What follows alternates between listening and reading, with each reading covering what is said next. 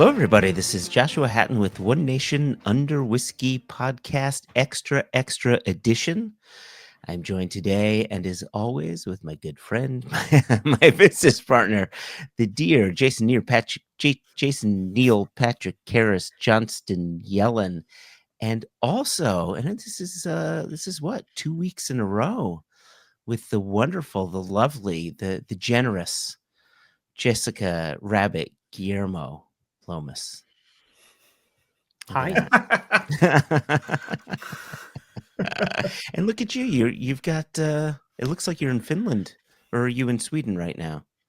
None of those, but it looks like I am. I was going for a mermaid vibe. Actually, I've decided. Classic November mermaid. I'm late for Halloween. Call it a dressing up thing. Okay. That's Okay. as tenuous as I can make the connection between now and the photo behind my head. Well, it looks like a much nicer place than right now, which is really cold and dreary, or as Jason would say, dreich. Dreich. Our Scottish listeners are all over that one. That's it's the name of the game. Yeah, no, lovely and sunny and cold in Virginia, but getting to a much higher fall temperature today. So I was saying to you before we hit record that it's one of those days where you dress in thermals because it's a cold, bitter morning, and then by the afternoon it's warmer than a Scottish summertime. And so yeah. To be fair, I did wear thermals during my Scottish summer times as well. So they can pull double duty. Yeah. So I'm glad the three of us got together because we're going to do something quite special. We're gonna go back in time, and then we're going to go forward in time through the lens of bottles and through the lens of a bit of storytelling. And a bit of dramming. Right. So here we are, Single Cask Nations 2025, nearing, dare I say, 2026, which is really messing with me. We were just before you may not say that. I mean, you may not. Just don't. I know. Like right before we turned on the camera, we were looking at some of the bottling dates of some of these bottles we were talking about, and one of them was like 2014, which was 11 years ago. I was 40. Jess, you were what, 14? You know, Jason was 53, I think. That's exactly the joke my kids make. Yep. Yep, same thing. Yeah, that happened in the 1850s, Dad. Which birthday was that for you? Your 50th? Like, away with you, cheeky wee monkeys. Children, but there's troublemakers. There's serious history here, right? I mean, come February 8, when we opened up the floodgates and we said, hey, Single Cask Nation doors are open. Purchase memberships. We're going to be selling bottles. We're gonna make this thing live. That was February 8, 2011. You know, that's 15 years. So we have a bit of a history to be talking about. So not to fix you on our own history, but was it not February 8? Was it what was it? Shit, God no, damn you're spot on with February 8. It was 2012. Yeah. We launched memberships and bottles in 2012. We established in 2011. May of 2011. May of 2011. Establishing date. Yeah. And then February was going live. Thank you so much. Yeah. A very exciting day. The reason that it's easy for me to remember is we actually sold our house in Pullman in May of 2011 and then moved over to the peninsula. Okay. And then in 2012, we made the move to Virginia. So as we had very important milestones with the company, we had very important milestones personally, selling, leaving Pullman, Tamara getting visiting professorship, Tamara getting a tenure track job, us moving with a 5-year-old and a 2-year-old, you know, across the entirety of the United States. So I always remember where I was when these moments were happening for the company. So, okay. Big dates. So do me a favor then, as we're going through this, correct me as I start announcing dates. I feel like that's always been my role in this company. I think this is lovely. This is so married couple like, oh, was it May? No, it was February. I bought a house. You were wearing a dress. You know. You brought me flowers. You do know the version I tell of how you two met. Depending on the audience, but these are Padcast listeners and potentially Padcast viewers, which I still struggle with, guys. Yep. Viewers. The version I tell of you is that 2011 was a place where men on Twitter were unstoppable and could do what they want, and that you two met in kind of like a Hallmark movie. I like to really amp up the phone call on Thanksgiving. Just really like this kind of like very romantic notion that you two set off into the sunset. I've told loads of people this now, so unfortunately we are going to have to commission Hallmark to make the movie of it. I'm here for that. I'm absolutely here. And as we approach Thanksgiving 2025, Thanksgiving 2010 was the phone call that started all of this. Yeah. So you can select who you want to play yourselves in the movie, or you can star yourselves if you feel like you've got your good acting chops. That sounds like a Padcast listener question. Who would play you in the Hallmark movie of the origins of this company? Oh, wow. So I have it in my head that Keanu Reeves would play me, but it would be Keanu Reeves who had maybe taken acting lessons. No, I take that back. I actually think he's a really good actor, and he's a good bass player. I also he's one of these characters. I think probably the first time I encountered Keanu Reeves, he's very I only know him as, my brain refuses to move on from him outside of the Matrix. So the Neo version of Keanu Reeves being the person who starts up Single Cast Nation seems a bit weird, but I'll go with it for the sake of the movie. That's the fact it's not the Bill and Ted version of Keanu Reeves starting up Single Cast Nation. Yeah, but that's also because famously I've never seen any movies. So the fact that I've seen any of the Matrix films is a miracle. So see, I think it's the River's Edge version. There's like 7 listeners that know the River's Edge version of Keanu Reeves. Jason, you should know that. Dennis Hopper was in River's Edge. Oh, okay. Yeah. For the early stuff, isn't it? What's the Idaho one? My Private Idaho with River Phoenix? Oh, yeah. That was a weird movie. Oh, we're getting down weird rabbit holes, Jason. Hey, that's what Keanu does for you. You follow the Keanu oeuvre. These types of things happen. Yeah. There you go. I would be booking the white-haired fellow from Mad Men. I don't know the name of that actor, but I like some of his work. Oh, yes. Yeah, I like him a lot too. Yeah. Right. Yeah. Which really just banks the white hair portion of that. I'm really not sure if we have anything else in common, but Jessica famously knows Mad Men. Bits of it. I think I started watching it. I don't know. I've actually never thought about who would play me. Maybe by the end of this recording, once we've had some inspiration whiskeys, I'll come back to you on that. Or the Padcast listeners can tell me who. Yeah, right. Yeah, listeners and viewers are all over this.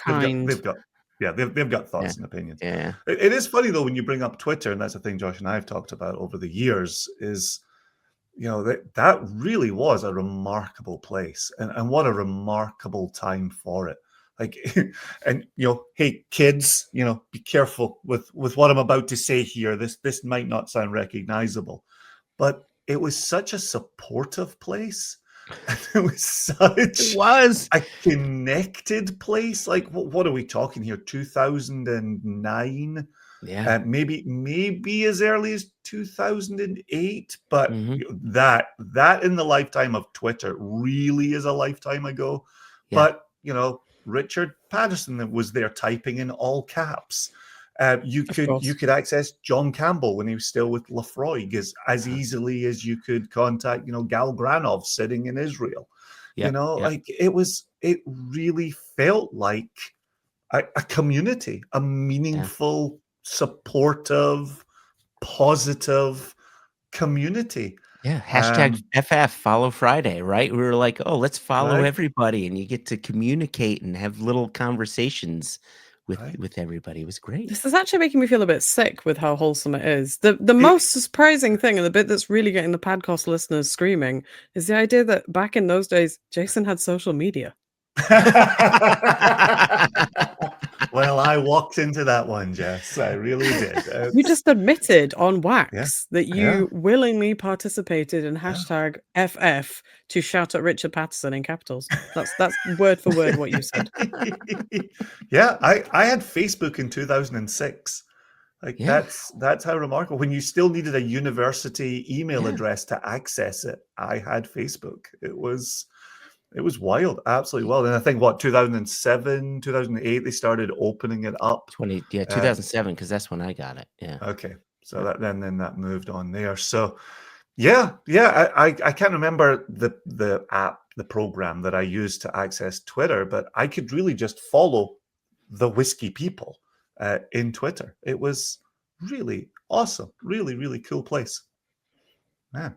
Yeah, that takes me back to a very different time. Oh, the good old days. I know, now I'm getting nostalgic. Yeah. All right, move us along, Joshua. Yeah. So here we are. We met on Twitter. Well, we met. I don't know. We met somewhere, and then we had conversations on Twitter. Then we legit met on Twitter. Legit on Twitter. And you were like, "What do I have in common with some guy that was at Yossi Yitzhak? Like, who's this Jew?" Yeah, I'm sure those I potentially said not young words fellow, he but you're writing the script for the movie here by yourself. Yeah, here we go. The anti-Semitism was strong with this one. This is what I felt. Honestly, it was father, dad, bassist, and I was like, oh no, I don't think I want to talk about any of those three things. Oh yeah, that's true. It's like weird. But here's the thing. So I tell this story, and please correct me if I'm wrong, because here's a chance for you to correct me. When I tell a bit of our origin story, and I talk about the Thanksgiving call, here's how I present it. I say, on Thanksgiving Day 2010, I give Jason a call, and I say, "Hey, Jason, what are you doing?" And Jason responds, and he says, "Having Thanksgiving dinner with my family. What are you doing?" That's how None of that. Man, this is like word for word. Okay. None of that's true. That's true. Okay, what actually happened? Honestly, do you want me to write this for you? Because that's kind of how I tell this story. And then I definitely have Jason being semi-disgruntled about having his dinner interrupted. Yeah. And then there's a line where you're like, "Hey, we should start an independent bottling company." And Jason's like, okay. And then you high five and you skip off into the sunset. And that's our single fascination. Holding hand? Do we hold hands? Yeah, obviously. At least. Yeah, okay. Working out which actors are going to play us in the Hallmark version of this story 2 decades in the future. Adam and Keanu Reeves, exactly. Yeah. I told this story every night in Germany when I was on the road show with Tim earlier this year. So there are tons of Germans who can tell you that this is how the company started. So I haven't dressed it up because I like I like the real version of this. Well, I can't remember how it goes. I think I've just sort of like eased into this story, and I've forgotten, how it is. I've played telephone with myself. Yeah. No, Joshua had texted me the day before, and it said, "Hey, I've got a crazy idea. Do you have time to talk? To tell me how crazy this idea is?" And so I knew that I had time to sit on it, and I had already started to think he's going to mention bottling whiskey, right? No one else was doing it. No one else had done it in Scottish tradition while being based in America, and I thought he's going to float this. You had your blog, Joshua. I had my blog.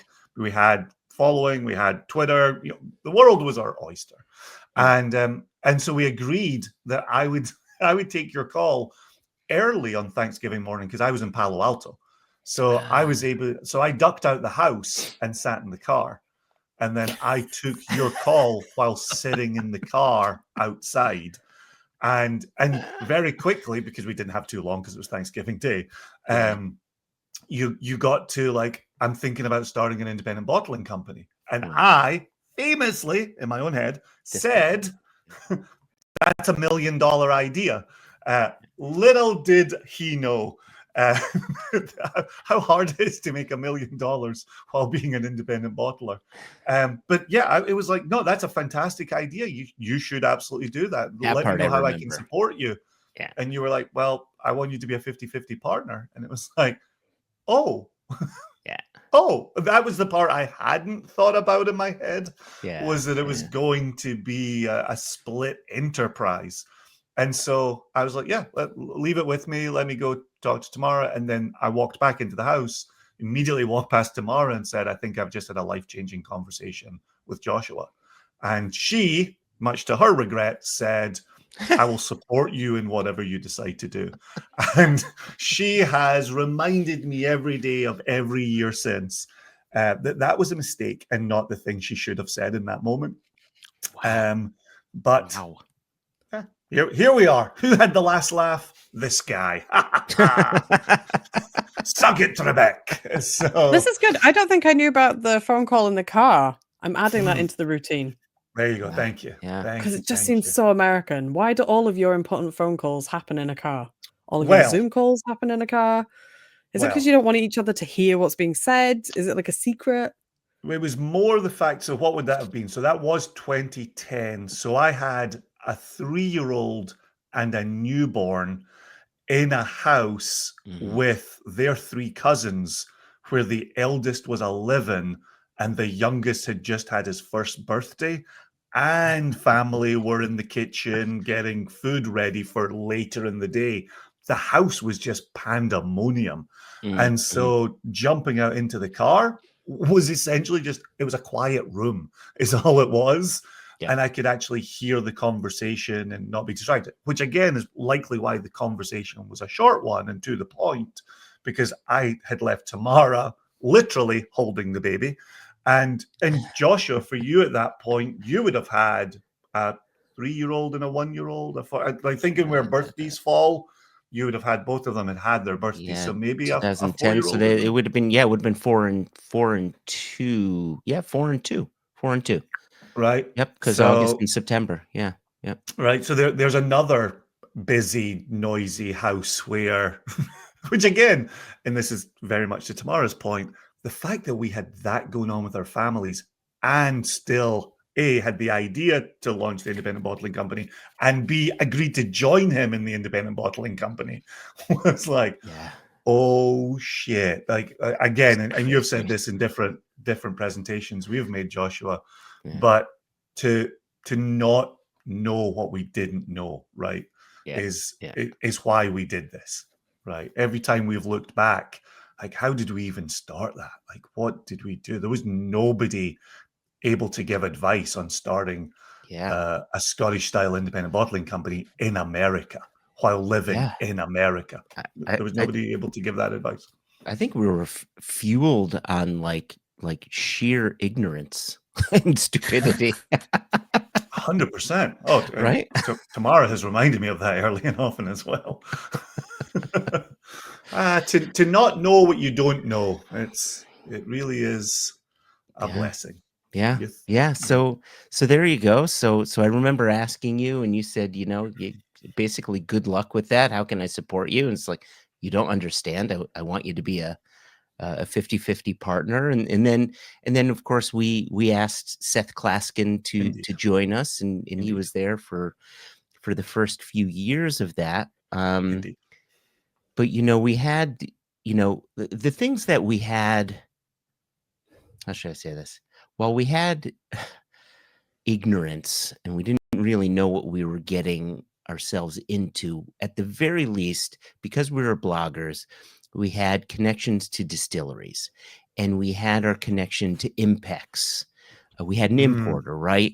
Yeah. And we had, the connections to get us cask samples, and at least, a way in which we thought we can get liquid here and people we can reach out to for advice. And because of Impex, we were able to have our connection to Kilhoman and to Aaron. And because of them, we actually got Anthony Wills of Kilhoman to say, yes, we will sell you a cask. Yes, we will bottle this Kilhoman for you in your livery. Now, this isn't the Kilhoman. This is our Glen Murray, which I'm about to pour, right? But yeah, so we, in our first year, we bottled, 3 casks. It was our Kilhoman, our Aaron, and our Ben Riach. But I think famously back to, and again, this is to Impex, we had our connection to Aaron. It was Aaron. I think back to this all the time with you and Mitchell and Louisa Young, and they said we want to be your first. We want to be the first Very cask much so. that Single Cask Nation bottles. And we were no one. Like, why? Like, that seemed so incredibly special that they saw a value in us Yeah. that we didn't even know we had, or we thought we knew we had, but like, really, what value did we have? They saw it. I don't know Yeah. if we saw it, you know. But I think with any venture like that, I think when someone sees it in you, you start to see it in yourself. Yeah. And in that first year, we also added in the Dalmore, the Lafroig, and that Glen Murray that you just lifted up there, right? And so we started to tell that story. I remember when we should probably pour right now because there's more to be said here. But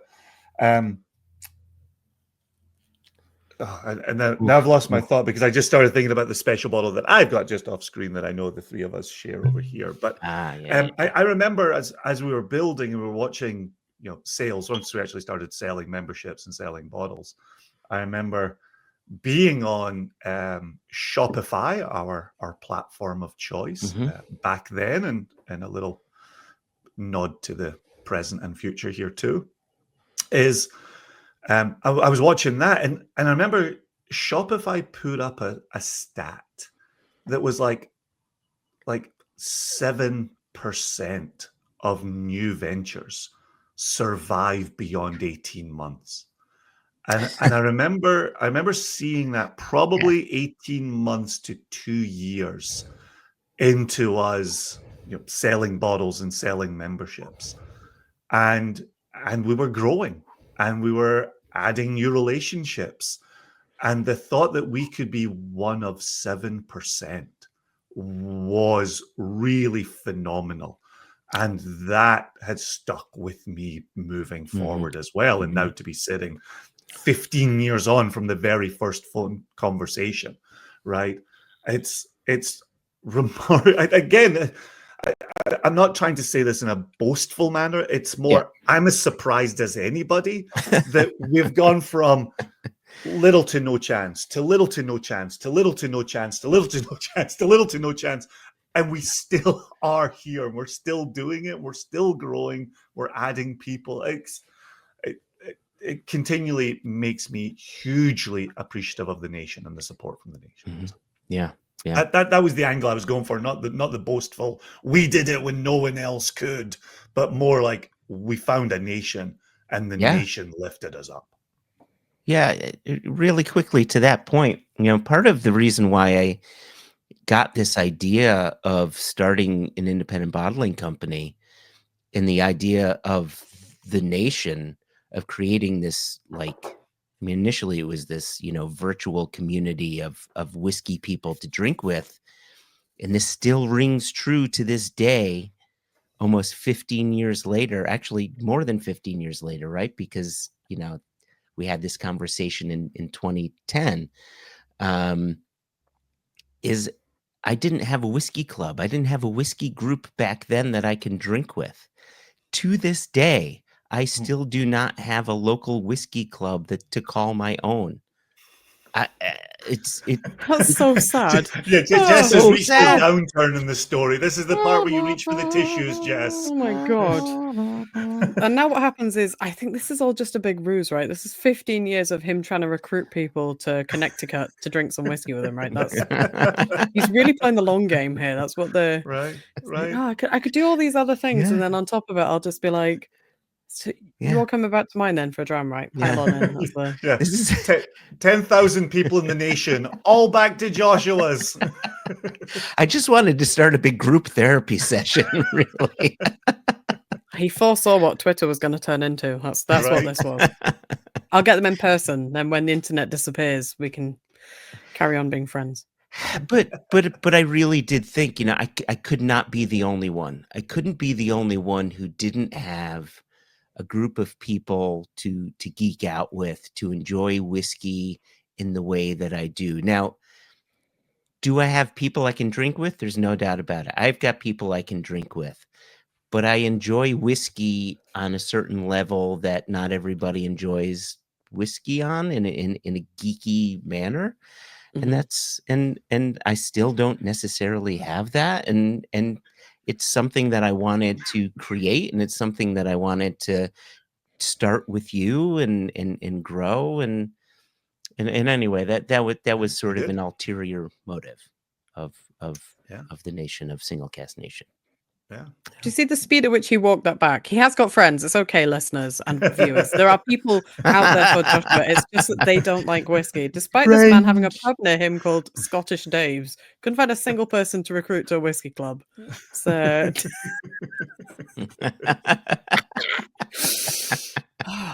sorry, that's really harsh of me. I'm glad that you found us a group therapy session. You started a podcast. You really evolved as a white man from Twitter in the 2011s. Moving into white men who run podcasts. 100%. I have to be a bit careful. Sometimes when I tell this joke about you two starting this at a point when white men on the internet were unstoppable, there are some rooms I realize that I can't tell this joke in, and it only gets like half a laugh, and I think, well, bailed. That's not quick. Change the tone. It's not appropriate here. So then I don't follow it up by saying, and off the back of the success of their internet-based business, they started a podcast. I like to think we blazed a trail for other middle-aged white men behind us. It's very kind of you. And that's There you very important to me, That's Does that make us alpha? We're getting worryingly close to Andrew Tate. Quick, run away. This is very uncomfortable. I don't want to get toxic here, but anyway, I tell you, this Glen Murray is quite nice, even though it's just the I heel. say so myself. Can you Remember, remind us, he or drinks maybe the in a newer geekier way people? than most people around him. Yeah, he really appreciates it slowly. Could you maybe remind people who are unfortunate and didn't manage to try it, or could you tell us while Joshua's nosing it, maybe Jason could tell us about what the first release, or what this Glen Murray that Joshua's drinking is. How about that? That's a good question. Is this the 12-year-old from the first year that was all 12 years in fresh bourbon? Correct. Yeah. So bright, so fruity. Definitely in those early days, an opportunity to show somebody just how a single cask can shine, but also to show people the role of cask strength.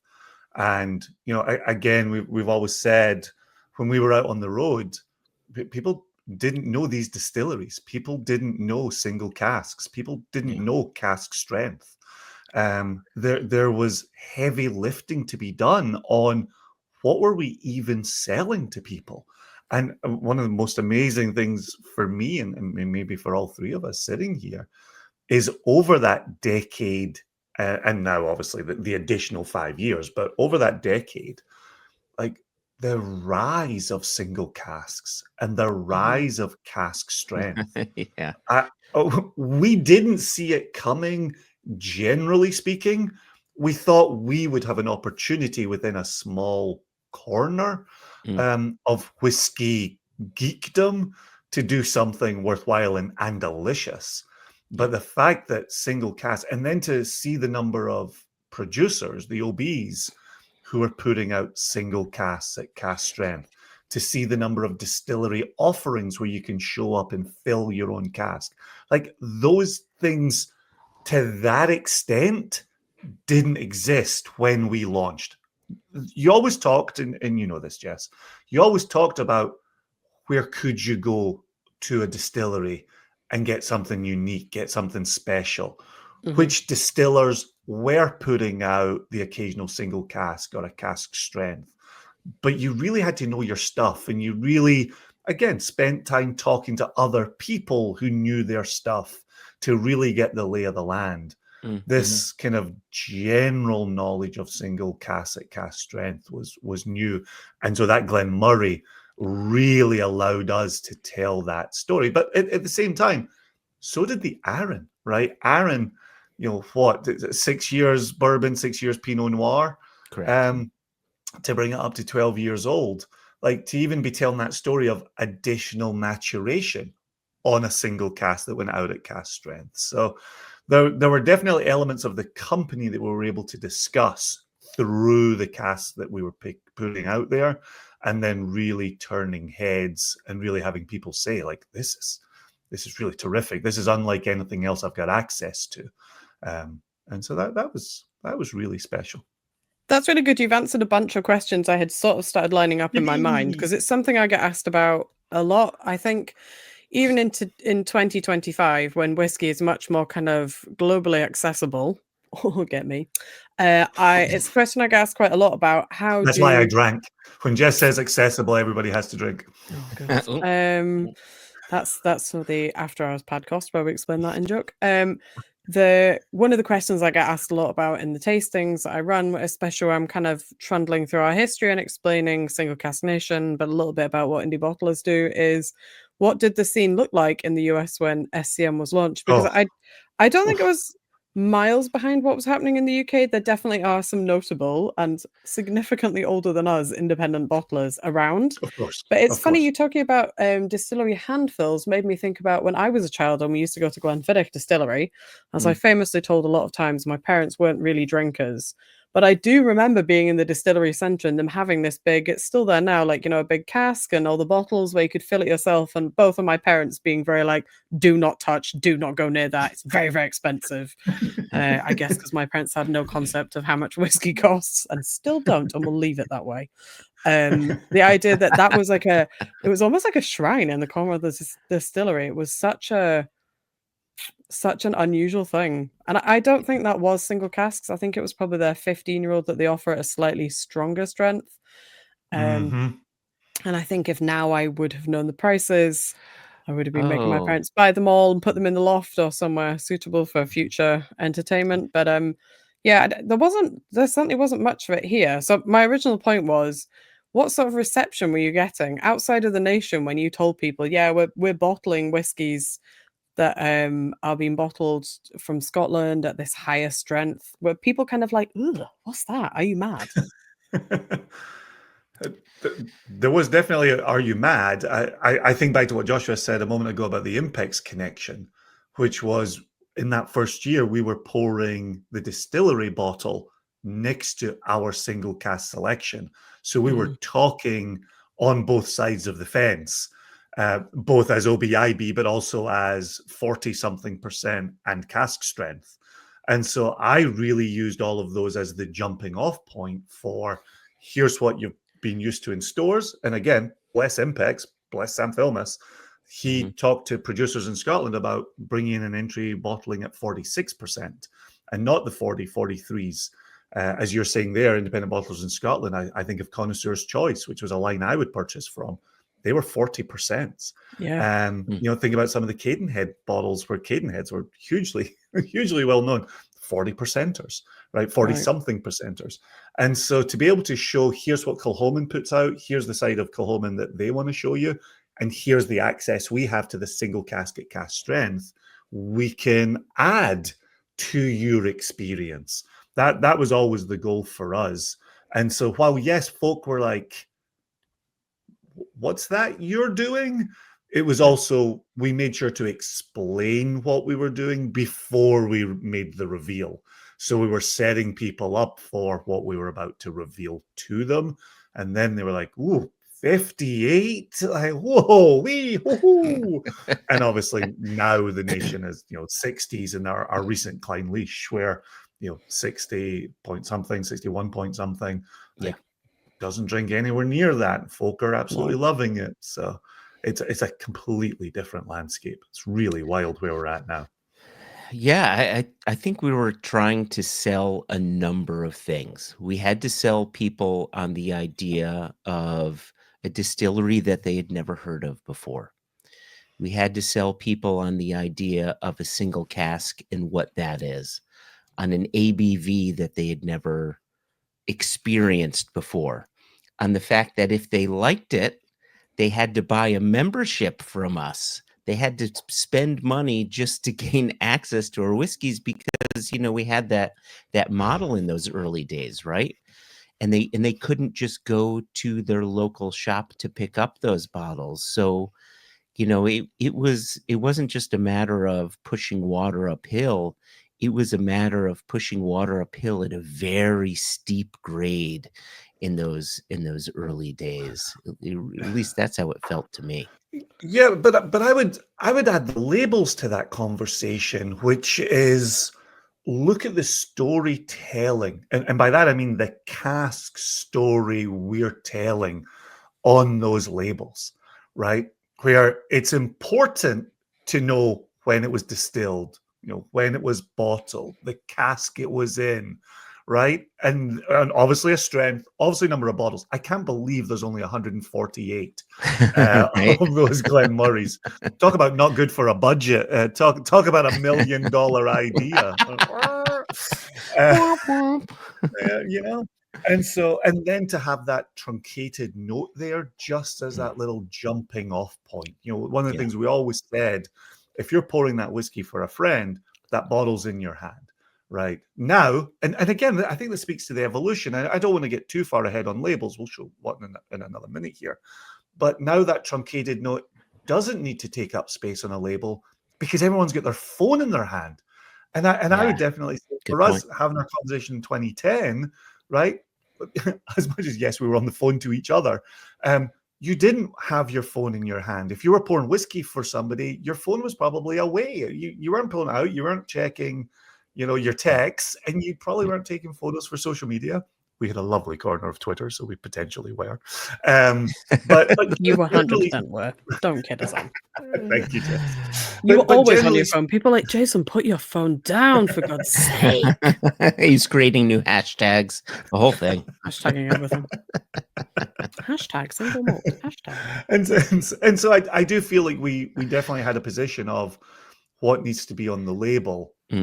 And as we went into the next iteration with our 2017 retail launch, and before we got to 19 with Jesse's global retail launch, there was that sense of what story would a bottle need to tell on a shelf. And I think that became an evolution for us from what do we have in the online realm to what do we need to have in the retail realm. And then again, I'm laying breadcrumbs here into the future, but then where has that allowed us to take this next iteration of labels? And Jason totally stole my segue, which actually Joshua had said without even knowing in an unscripted way, talking about walking into stores and picking bottles off shelves. And I was going to be like, so how did that lead us to the retail? But I remembered I have an early retail under my desk here with 1 or 2 bottles of labels and the first retails. So I have an early-ish retail bottle here. Let me see. Oh no, maybe not. It's a March one. But I was going to ask you, at what point do we go from the first labels? So that's the Glen Murray that you held up, and I have a special bottle of here of something else, which we'll get to. Where did the flavometers come from?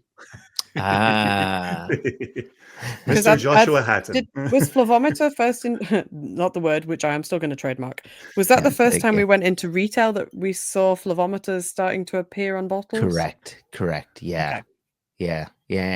Yeah. We first started putting those onto our labels in 2017.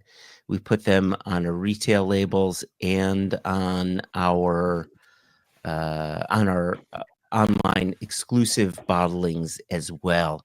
And it was with the idea of really, is it on there as well? Not right away. No, not right away. So this is from the very correction first. number 2, listeners and viewers. Correction number 2, listeners and viewers. Wait, only 2? Wow, my tally is not showing 2. Shit. All right. Okay. So I was trying to find on the table this one that Jason's got in his hand. Yeah. So for the benefit of myself in the car in the future. Indeed. because you shouldn't drive and watch YouTube at the same time. The police don't like Yeah. that. Oh, Jason wow, just look held at up the this. retail bottles before we started adding color to the casks. Yep. So that's the first iteration. So we've Yep. gone from what Joshua had with Viewers Glen Murray again here. to Okay. probably what I think is more easily recognized as single cask nation with the cask when the Yeah. casks were still grey. Yeah. The bottle which I found under the table is obviously the next gen, as the kids say. Mm-hmm. Let's see if this likes my background. Where the cask has changed color, and I don't know if this. Nah. Yeah, there I you found go. under There's the our label. Lecheg 13. What's the bottling date on that, Jess? That's 2019, but it does feature a flavometer of sorts. There you go. Okay. So it was either 2018 or 2019 that the flavometer then was introduced. Yep. Obviously not 2017. But the idea behind it was that people typically don't read. And I point this finger directly at myself. But also the fact that, selling, if you're in a retail shop, selling a whiskey bottle is always a hand sell, even if it's an obi, right? Even if it's a distillery's bottling. So when you're selling an independently bottled whiskey, it's a harder proposition. So how can we make someone who works at a shop, that person's job just a bit easier, and we just give them that cheat sheet? Here, 1 to 10 point scale: floral, sweet, rich, nutty, spicy, earthy, smoky, oaky. And if there isn't someone on the shop floor, then that person who's just perusing the shelf, who just is like, oh my gosh, that's too many words on the flavor notes. They just turn the label a little bit, and there you go.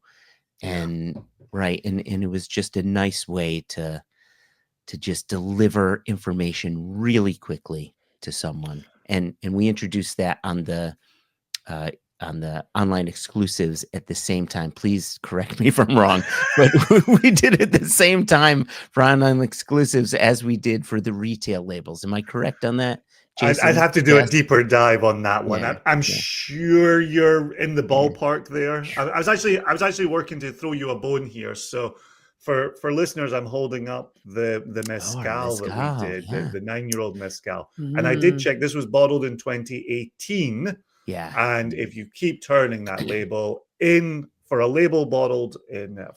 mezcal bottled in 2018, we have a flavometer on the back of that retail label with, as Jess pointed out, the colored cask to the front here. That completely makes sense, because here we were in 2017, and we looked at our labels, and if you had all of the bottles on the shelf and all of those casks, Jess, can you pick up that bottle again? Sure, for our viewers. Oh no, I'm sorry, Lecheg. not Jess. Jason, your Glen Talkers that you picked up before. Oh yeah, yeah. Glen Rothis. Oh, Glen Rothis, thank you. That's 3 for the for the viewers, right? For the viewers, you can see that that cask is just a gray cask. All of our labels look the same. They had that same cask color. So if you were to line all of those bottles up on a shelf, you couldn't tell one bottle from the next, from the next, from the next. So in our 2018 release, we decided, let's change the colors on the cask depending on the region of the distillery, or if it's coming from a different country, something like that. So you had that delineating. And then while we were at it, we said, okay, what else can we put on this label to make people's lives a bit easier, so we can tell a better story about this liquid? So we also added in the flavometer. Yeah. My favorite bit is that we added colors to denote regionality and source countries, and we never explain it. Well, I love it. Let that be a lesson to people. But here's another thing too that we don't often talk about. So, our first labels, when it was online exclusive only for our viewers, right here you can see this sort of watermarked Star of David that's just a little off off kilter, right? It's just angled, which Seth Klaskin came up with, which I love, which is just a really nice design. And internally, we thought, does that have some people say, oh, that's only for a certain sect of people? And then we said, when we launch this as retail, let whiskey's for everybody, right? And that's what the Jubilee was, right? When we first started the Whiskey Jubilee Festival, it was primarily only Jews that came to it, but by the time it was done, I mean, it was a free for all for everybody. I mean, whiskey is an open tent, like everybody come in. So when in 2017, when we launched the retail range and we changed the labels there's no Star of David there. We changed up the labels for our online exclusives. There's no Star of David there. This was pointing out the fact that this is an open tent. Everybody come in. Whiskey is whiskey is whiskey is whiskey, right? Right. Which I think absolutely on the back of that was the spirit of collaboration since 2011. Right. I think showing, and I've always loved this meeting of fists, right? The fist pump or the fist pound on the spirit of collaboration. For me has always spoken about the relationships with the producers, but also the relationship with the nation and the fact that we've listened to the nation. What does the nation want? Right? We've listened to distilleries that the nation chases, right? And so I think that evolution, I think you're right here, Joshua, pointing out, one of our main messages has been whiskey's for everybody. We're a whiskey community. Come in if you love whiskey. Come in if you want to learn about whiskey. Come in if you have whiskey questions. And the nation will answer those in various places as well. So I think spirit of collaboration, and once that started appearing on labels, that added on to the story. And as you were talking about that evolution of labels, when we redid the retail, we redid the online. And to have the gray cask with the wood grain, and this was bottled 2022, so I'm not making a point with the flavometer here, but the fact that you've got that kind of cask representation there was the idea behind this label. But perhaps, like you've said here about the retail label with the gray cask, where they start to blend together on a shelf since 2017, perhaps the gray online label has started to blend on a shelf. And I sit here as someone who passionately loves that gray wood grain label and remembers the day when we saw that from the graphic designers, and I loved it then and I love it now. But as I quote often, as Heraclitus said, change is the only constant. Change. It's good for me, Joshua. I embrace it. If you ever get a bad case of Heraclitus, there's a salve for that. CVS, I've got you covered. Can we back up just a little bit to you mentioned the nation a few times, through the idea early of and often spirit of collaboration. And I think the idea of the nation is really important, really, because that's what it's all about. And we've talked about it from the beginning. We talk about it today. And I want to bring this, and this is what I'm going to pour next. And Jess, I think you've got this bottle. Jason, I think you've got this bottle. But this is one that we bottled. It's a Glenglassaugh, and I'm going to read this for those who are listening who can't see it. But this is a special bottle that we did for the founders, for key founders of the nation. We bottled a Glenglassaugh. We didn't make a penny. We just sent out bottles. They didn't even know it was coming to them. It was just a here you go, right? Once again, putting a road bump in $1 million idea. Here, have some free bottles. So They didn't know it was coming. Arriving to the door was a bottle of Glenglassa, and it says on the label, "Thanks so much for being such a supportive member of Single Cask Nation. Your support means more than you know and has not gone unnoticed. Please enjoy. Compliments of us in good health." Yep.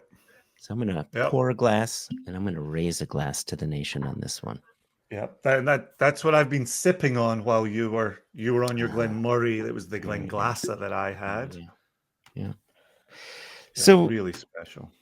So and there's other bits and bobs along the way. You know, I want to fast forward a little bit here, but there are bits and bobs along the way, right? In 2014, we bottled, you know, American single malt for the first time through Westland 11 years ago. Who was doing that? No one was doing that. Let me get this bottle right. In 2017, we bottled a Glenfarclas with the Glenfarclas name on that. What other independent bottler was doing that? No one was doing these sorts of things. And then fast forward a little more. We're bottling Wild Turkey with the Wild Turkey name on it, right? These are some groundbreaking things that like before, Jason, you weren't tooting horns. I think there's certain things that I think we're okay to be tooting horns on. And that's the American in me. I'm going to toot horns. You can highlight fisting. I'll highlight tooting horns. With the mine fist was fist pounding. Okay, you can I was going highlight with fist pounding. You pumping. can highlight fisting. Fist pumping was the mistake. That's the we sold out a 24-year-old unnamed Kentucky whiskey in 9 minutes. Yeah. We sold it for too little. Oh, who's tooting horns now, Jason? Who's tooting horns now? Did you hear the second sentence? Yeah, I did.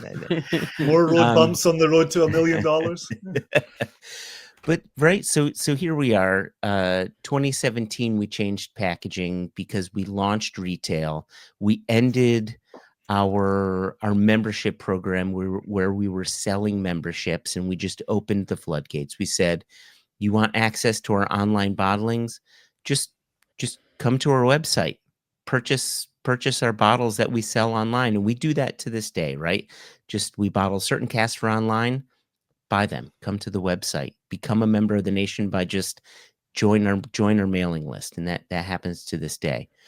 But then in 2019, I think a really important, monumental, not shift, but growth to this company was going global, and bringing you, Jess, onto this onto the team was huge and so important, and absolutely the right choice, because you're a dear friend that we've had, and when we were thinking about, you know, we really want to bring this to other markets. How do we make this happen? Who do we bring in? And there was no other choice. There simply was no other choice. Can be only one. Learned Right? that in Highlander. Yeah. So my version of telling the story of how I joined the company, I rerun the old phone call high five, we'll run off into the future scene. Now it's 3 of us running into the future holding hands, like some sort of like montage at the end of a movie. I can't believe it's been 6 years, which seems simultaneously not long enough, and also how did time move so quickly? Absolutely. COVID. I think this has been such an exciting learning curve. The bit of the story that I always tell, have told literally this weekend, and in London last week when I was working, is I don't know, when we talk about all the firsts and the things that Single Cask Nation has done that don't seem to be occurring elsewhere, the one that I always tell is I don't know of any other independent bottler who started outside of the US and then kind of came home to be in the UK. I can't think of anybody else who's reverse engineered it. There are so many bottlers, especially, you know, like people who are starting up and are not as far into the journey as we are, and they say things like, well, how do we crack America? And first of all, please don't ask me. And second of all, I think we did it at a time when we learned the hardest of the hard bits first. Then we had to learn about Brexit, which maybe if we had started in the UK and established ourselves more in mainland Europe would have been a more a more common thing, I guess, for our contemporaries to have been learning, whereas we decided we would head on dive into, thanks to people like Impex, the absurdity that is working with the TTB, is working with transatlantic logistics, is working with, like, what does the 3-tier system look like in the US? Things which are, even today, to people in the UK, fairly alien concepts. I was listening to another podcast today, where they were talking about... Not a I whiskey know, but podcast, I'm sure, because none obviously of not. those exist. True crime podcast with a There strange you go. corner about whiskey, but talking about things that we talk about all the time, like how sometimes the decisions that the TTB make about things like what is allowed on a label, what's not allowed on a label, can seem totally absurd, but they set the rules, so whatever they say is the thing that goes. And it's funny hearing other people have to learn, like, oh, well, we can't describe it as being like an apple flavored whiskey because that sounds like we've maybe added apple to the TTB's ears, obviously not to sensible whiskey people, that we've added apple into the whiskey, and we haven't. We're just describing one person's interpretation of a flavor, but the TTB also have to work with products where they literally have added apple into the liquid, so they have to allow for both sides of that, albeit to whiskey drinkers that seems absurd. And there isn't a handy guide, as far as I know, that teaches people things like don't put fruit flavors, don't put tastes like tobacco. It's one of these, you have to run hard at a wall, and if you bounce back, okay, well, you have to pick yourself up, change your approach and go again. So I think we're very lucky in one way to have kind of grasped a lot of that early on, meaning that we have more time to misunderstand how Brexit and the logistics that I work in really can mess you up in a totally different and new, fun way, whilst you're desperately trying to get whiskey out to the world. And I think we did all of that at the same time as me being very new and trying to learn the job on the go at distance from you guys. We're not all sat in an office together. But also then COVID and the way that changed the bits of rules we learned really quickly, completely threw that rule book out. And we kind of had to have a little bit of a do-over. Well, how does this work? The partners that we're working with, how does that affect these people? They used to be able to get pallets into Germany in 3 days, and now it's a fortnight, and the cost is triple. Well, what can we do to look at that? Those kinds of things. And I think those are exciting, many road bumps you're talking about on our path to becoming gajillionaires, whilst also trying to source delicious whiskey and getting into new hands and glasses and over lips, or whatever phrase you want to use for getting people to drink single cask nation, and then eventually, from my perspective, being allowed to meet these people, because COVID kind of stopped that. We did this, we met through Zoom and through various online hosting platforms, and now I can get on a plane and go to Germany. That's exciting. Right. Only takes 3 weeks to get through the immigration queue. Only if you're coming to the US. I was gonna say, can I progress us with it's been really fun as we've gone through the labels that we're talking about here. It's been really fun kind of showing the markets that I work in. We started out with these labels that were the tall rounds, as we call them, if my camera will let me show you them, with the coloured cask. And then we've progressed on to our lovely Oslo Apotex. And without pushing us too far forwards, there's another new little change coming. And I'm excited about it. And I am a woman who, unlike Jason, absolutely despises change and will do everything within her power to keep everything very much the same for the whole of time. So while Jason's like, yay, let's embrace the change, I'm the one at the back who's like, no, let's not. Maybe I'm downplaying myself a bit. I'm not a total naysayer to change, but I am not the person you come to if you want to kind of G up and run away with a mad idea. So maybe if Joshua had called me on Thanksgiving, we'd have had a very different phone call. Don't do it. Don't do it. Yeah. You've got fresh children. Be careful. Yeah, it's not in my nature to run away with mad ideas. It's definitely the way I was brought up, to get giddy and carried away. Like, I was brought up with very kind of rules are there for a reason and we follow them. So it takes me a little bit to kind of put my brain around it, and then I'll come around to the idea. And then once I'm in, I'm 150% in, or whatever percent, I'm like 1,000,000% in. But I have to have had like a little 5 minute to process it. I don't. Well, I think you do yourself a disservice there, right? When we bring you in, September, October 2019, obviously we didn't know we were on the doorstep of a global pandemic, but the remit was the Queen of the Boxies was coming in to open global markets and take charge of global logistics. Like that was very much in front of you, and that was a different side of the industry from where you had been. And I Yep. feel like you embraced that with both arms. And Japan happened, and Germany happened, and Sweden happened. I think you rose to the task in front of you admirably. And yet you're careful, you're thorough, you're thoughtful. You say you don't, but you definitely do love a good government document to have a good read. I don't know anybody who can get past the first sentence, and you will say things like, "They say something weird on page 8."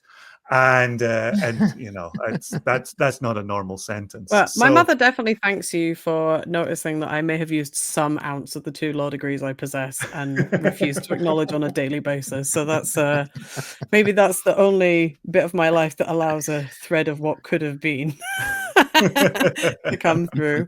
I think as well. Maybe it's I like a challenge. I'm not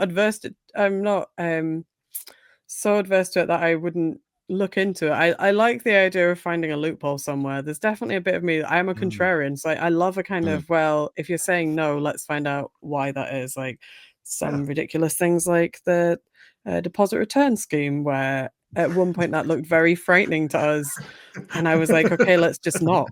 Jason's doing a hand signal, which is the same one he does when I mention the festival we don't name, which is move it along. 100%, 100%. I'm glad you Oh, picked we were up on on what I was labels. We're on putting down. labels. It was a point. Yeah. So I really enjoyed also the idea of having not like a complete autonomy, but like you two allow me so much freedom. I mean, the very fact that I've created a whole Hallmark movie about the two of you and told it to hundreds of people in Germany, and you've actually never heard the version of it, I think is great. And long will that continue. I like that I can, we are a team, although we're spread out afar. We do come together and work on things like the design. I know lots of things about sourcing dry goods for bottlings of whiskey that I never, in my wildest dreams, thought would be a part of this job. I can tell you all about measuring screw caps. I can tell you about rotating images on labels. I can tell you, there's lots of like funny bits. So it's fun for me, even on my desk here under my screen, the kind of evolution of the brand that I've been following initially from afar and then coming in house and being on the inside of how the sausage is made is it's a real joy to do it. That's why I'm so excited about the next things. Now that I'm into it, I'm fully into the new version of us. Very excited. It's exciting. Yeah. The viewers to this podcast will notice that Josh and Jason are wearing very snazzy new shirts. And I did not read the memo, and therefore I'm not wearing mine. But these came all the way over in my suitcase and were hand delivered to you by USPS. Beautifully. Beautifully. Beautifully. Which is a lovely little spoiler for the next version of our bottle. So but we haven't showed. You're skipping. Jess. I forgot that you have magic buttons. Sorry, carry on. Well, no, not just that, but you've skipped over what has become the third iteration of packaging, which is now the Oslo Apotek with what is now our old logo. Yep, screen printed.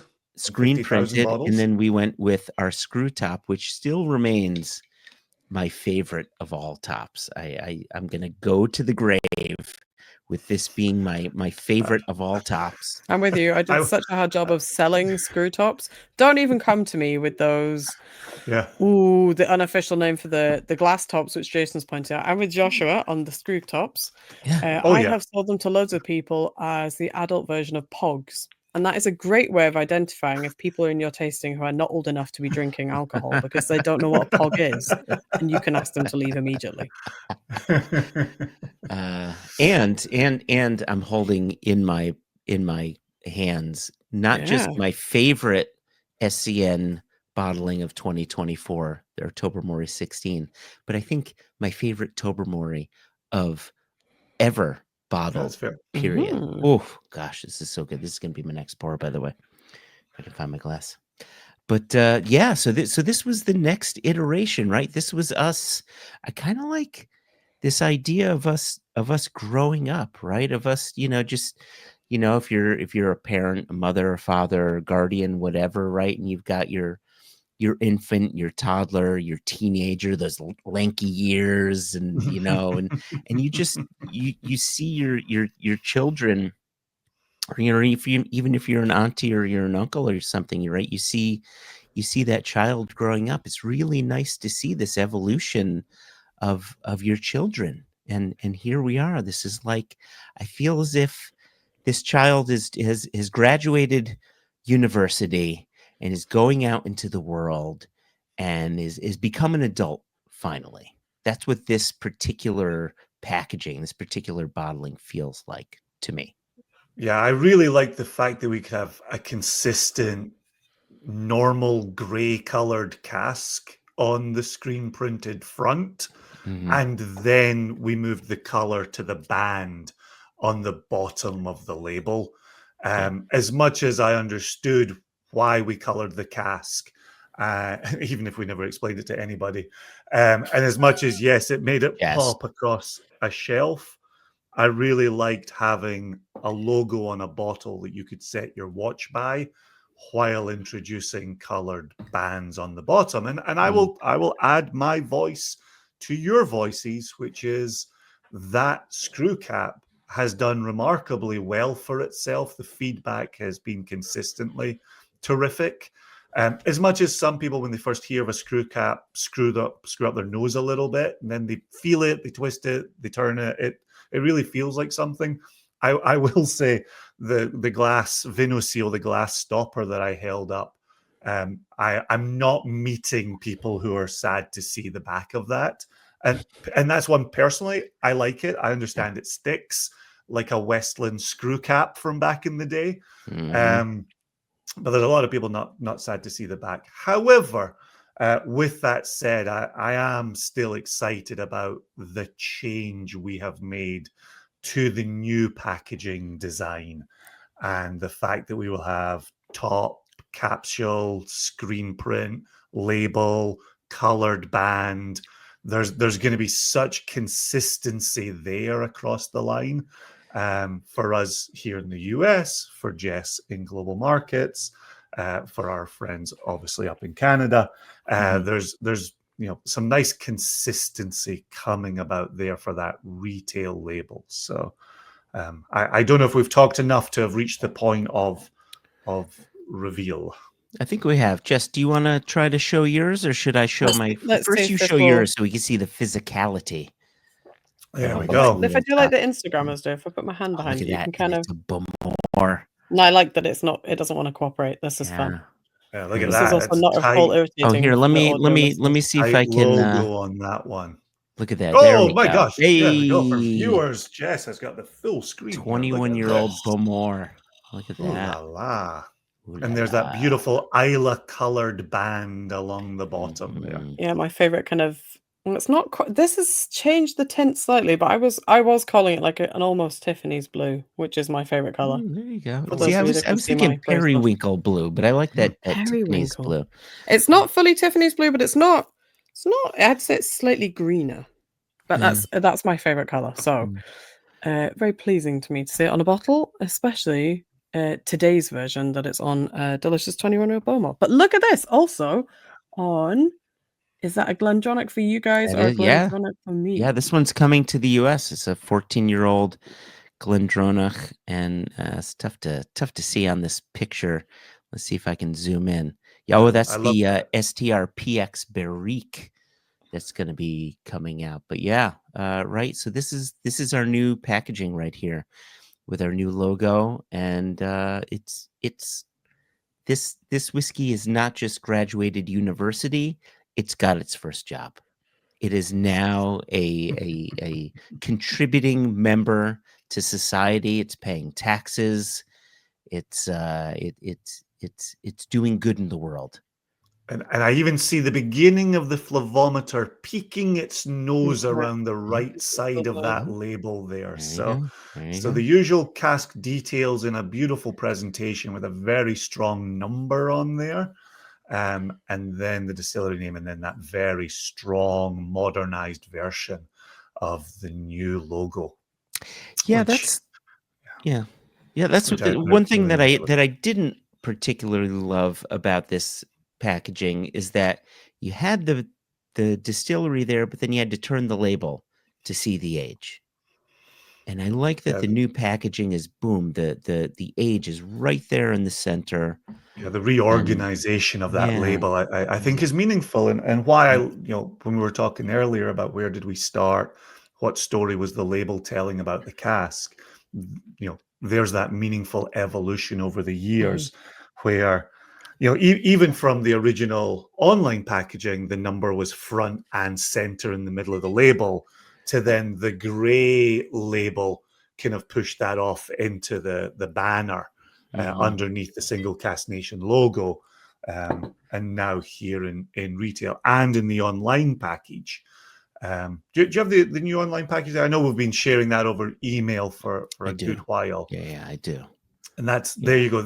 Look at that consistency with that strong use of the age right in the middle of the attached label. Yeah. So I've been explaining in my markets that some of the rebrand, because some people have seen our new packaging, of course, some of our rebrand is to help unify what happens elsewhere in the world. So having the online exclusive packaging, the new version, definitely looks alike to our retail packaging, whereas previously they were sort of you could see it, but not. This is a really strong visual cue with the colors, and I think much more kind of unified presentation of it, that it makes sense for the online packaging in the US to come kind of up to date. I think I know Jason's a big fan of it, but I really like this version that it kind of tidies it all up. So it's fun to me to see in 2025 going into 26 and beyond that we've got a nice kind of unification of that coming in and here's the word for you, Jason: restaging.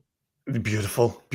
I met some marketing people this weekend who've told me that restaging is in fact the correct word to be using here. I love it. Yeah, I love it. Restaging really works for me. But again, as you're talking, the consistency there and the common thread of Single Cask Nation through retail and online, there's that colored band representing the region coming to the online exclusive bottles as well, right? And so we get to teach about the colors one time, and they will be across. I do always like to clarify for some who would ask the follow-up question, we have not changed our policy on single casks, which is an online exclusive. Single cask is only available online exclusive. Jess's global market casks are only global markets, and the US retail casks are only US retail. Now, may we have fun in the future? Who knows what the future holds? Who knew there would be a restaging? But you can bet your bottom dollar that when you see this livery, we are telling consistent stories across our regions as we divide Single Cask Nation. It's another. I had that question just at the weekend from somebody at a tasting. Yeah. Oh, you don't split casks? No.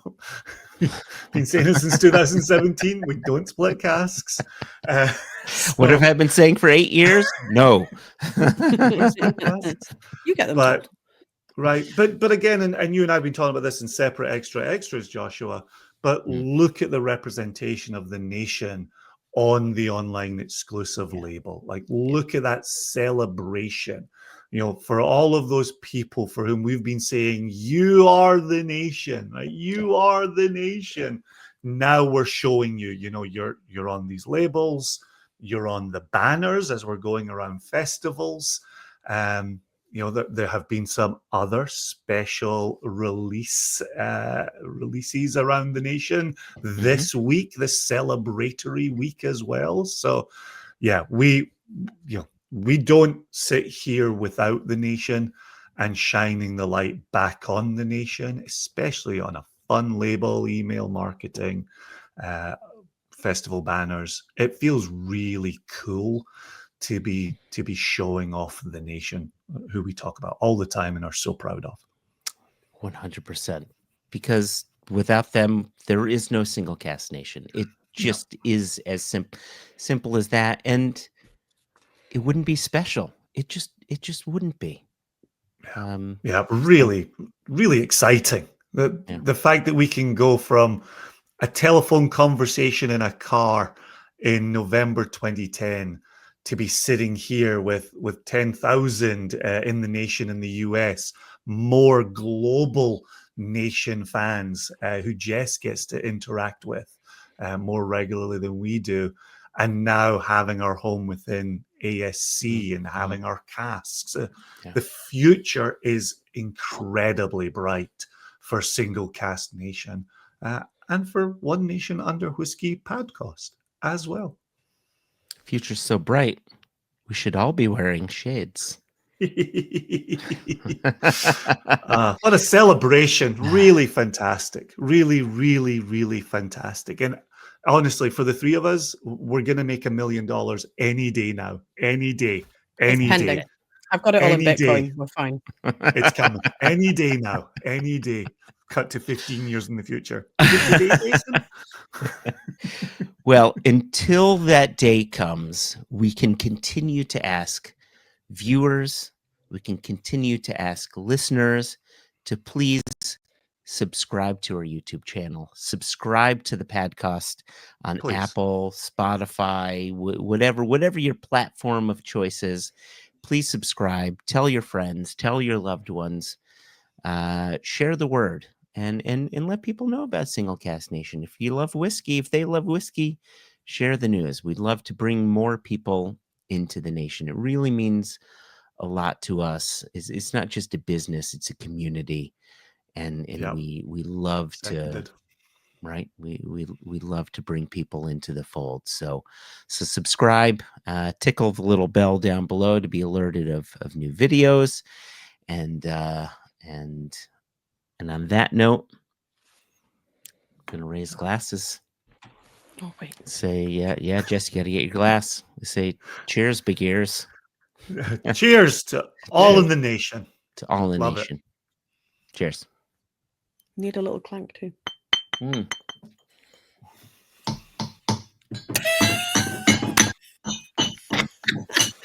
Delightful.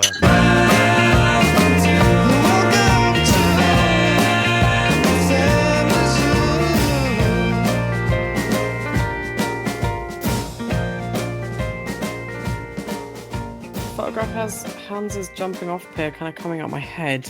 I can't. I apparently don't have any other background saved on StreamYard, so that's what you get. Okay, so this is like you've come out of the sauna and then you go there and you jump in the water. Is that what? Yeah, that I mean is? the irony is actually none of them have saunas. You just have to throw yourself in the sea. Oh, doesn't that take away from the whole like process? Well, the sea is extremely cold. I can't imagine it getting any better when you're toasty hot. I have done it before. I've done it where they've cut holes in the ice, and it's really a great way to check how strong your heart is. Yep. Hard pass. All right. A glass will podcast. All right. Ready? Right. I even wore. Look at this. I even wore yellow beneath this to get the SCN yellow to go with the SCN red.